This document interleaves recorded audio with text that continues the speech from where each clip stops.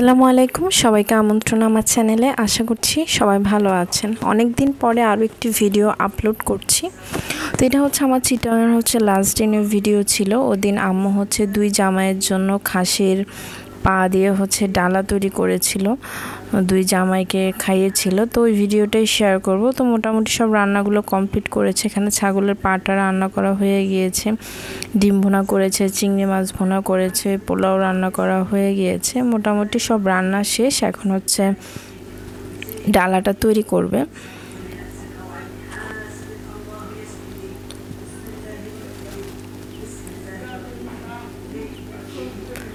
তো ডিমটা এভাবে ভাজা, তারপর রান্না করা সব শেষ। আর পোলাওটা একদম প্রায় শেষের দিকে।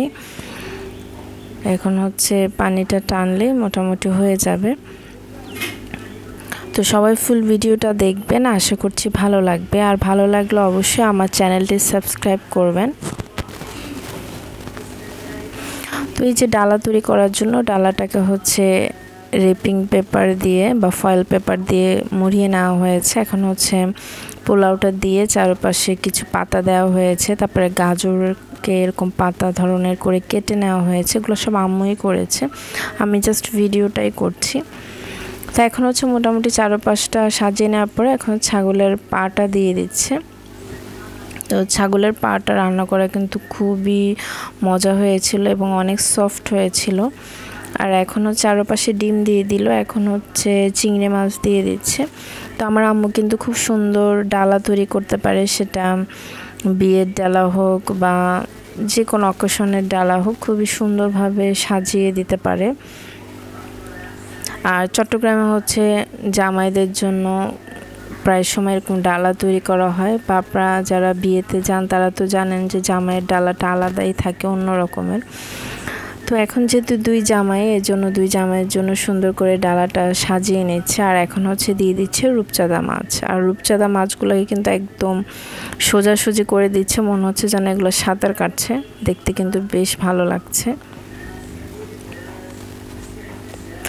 আসলে হাজব্যান্ডকে যখন বাবার বাড়ি থেকে একটু সম্মান দেওয়া হয় বা তাদের আলাদাভাবে আপ্যায়ন করা হয়, তখন কিন্তু আসলে একটা মেয়ের অনেক ভালো লাগে। তো সেরকমই বেশ ভালো লাগছিল যে আমাদের হাজব্যান্ডদের জন্য এভাবে একটা আয়োজন করা হয়েছে। তো আম্মু সব শেষে সস দিয়ে দিচ্ছে। তো মোটামুটি ডালাটা রেডি করা হয়ে গিয়েছে। আর এইসব রান্নাবান্না সব কিছু নিচতলায় করেছে। আম্মুরা যেহেতু দুইটা ফ্ল্যাট ব্যবহার করে, রাফ ইউজের সব রান্নাবান্না বা প্রতিদিনের সব রান্নাবান্নাগুলো নিচেই করা হয়। আর উপরে মেহমান আসলে উপরে ডাইনিং টেবিলে সার্ভ করা হয়। নিচেও কিন্তু আরেকটা ডাইনিং টেবিল আছে, ওখানে মূলত প্রতিদিনের খাবার দাবার এখানেই খাওয়া হয়, রান্নাবান্না এখানেই হয়। আর যখন মেহমান আসে তখন দুই তলায় ডাইনিংয়ে দেওয়া হয়। তো আজকে যেহেতু ডালা সাজিয়েছে সুন্দর করে, সেজন্য দুই তলায় সবাই মিলে বসে খাবো একসাথে। আর এখন শসা, গাজর এগুলো দিয়ে একটু ডেকোরেশন করে দিচ্ছে। এগুলো আম্মু সব কেটেছে। এখন দুই জামাই নিচতলা থেকে ডালাটা দুই তলায় নিয়ে যাচ্ছে।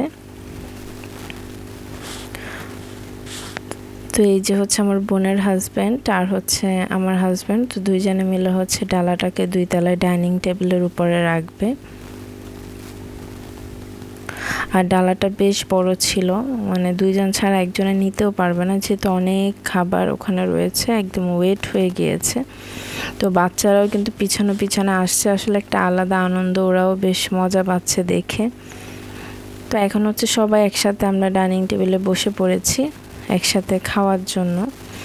আর ডালা বাদেও কিন্তু যে খাবারগুলো ডালাতে রয়েছে ওগুলো আলাদাভাবেও আবার বাটিতে সার্ভ করা হয়েছে। তো মোটামুটি সবাই বসে যাচ্ছি, আমার ভাই, আব্বু, তারপর আমার হাজব্যান্ড, আমার বোনের হাজব্যান্ড, আমাদের বাচ্চাগুলো, আম্মু, সবাই আমরা একসাথে বসে এখন খাবো।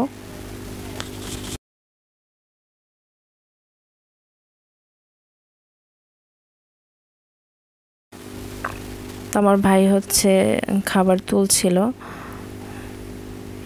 ডালা থেকেই মূলত সবাই খাবার খাচ্ছিলাম। কারণ যেহেতু ডালাটা সাজানো হয়েছে। আমার বোনও সবাইকে তুলে তুলে দিচ্ছিল, আর খাবারগুলো একটার থেকে একটা মজা ছিল। আমার আম্মুর রান্না মাশাআল্লাহ অনেক মজা, যারা একবার খেয়েছে তারা জানে যে কতটা মজা। যে কোনো রেসিপি সে খুব ভালো রান্না করতে পারে, সেটা বাংলাদেশি হোক চাইনিজ হোক বেশ ভালোই পারে, বা যে কোনো নাস্তার আইটেম, পিঠা। তো এই দিন ছিল আমাদের লাস্ট ডে। তো এই দিনের পরের দিন হচ্ছে আমরা দুপুরবেলা চলে গিয়েছিলাম, ঢাকার উদ্দেশ্যে রওনা হয়ে গিয়েছিলাম। তো সেজন্য আম্মু রান্না করেছে অনেক। ঢাকায় যেয়ে যাতে আমার কিছুদিন রান্না করতে না হয় 2-3 দিন, সেজন্য আম্মু অনেক কিছু রান্না করেছে। এখানে আস্তা মুরগি রান্না করেছে, খাসির মাংস, গরুর মাংস, মুরগির রোস্ট আর পোলাও রান্না করেছিল। আর সাথে হচ্ছে আমাকে কিছু গিফটও দিয়েছিল। এই যে একটা ননস্টিকের মার্বেল কোটের একটা কড়াই, এটা গিফট করেছিল আম্মু। এটা খুবই সুন্দর। আমি এটা সুকেসে রেখে দিয়েছি, কারণ আমার অনেক ননস্টিকের প্যান রয়েছে। তো এগুলো হচ্ছে রিজার্ভ রেখে দিব। আর হচ্ছে একটা ব্লেন্ডার মেশিন দিয়েছে। তো আমার ব্লেন্ডিং মেশিনটা অনেক দরকার ছিল। তো এটা হচ্ছে কিয়ামের একটা ব্লেন্ডার মেশিন, আর এগুলো কিন্তু অনেক সুন্দর মিহিন হয়। আমার যে ব্লেন্ডার মেশিনটা এটা অনেক আগের মডেল। তো এটা এমনিতেই আমার দরকার ছিল, আমার না দিলে আমার কিনা লাগতো। তো আম্মু গিফট করে দিয়েছে, জন্য আর আমার কিনা লাগেনি।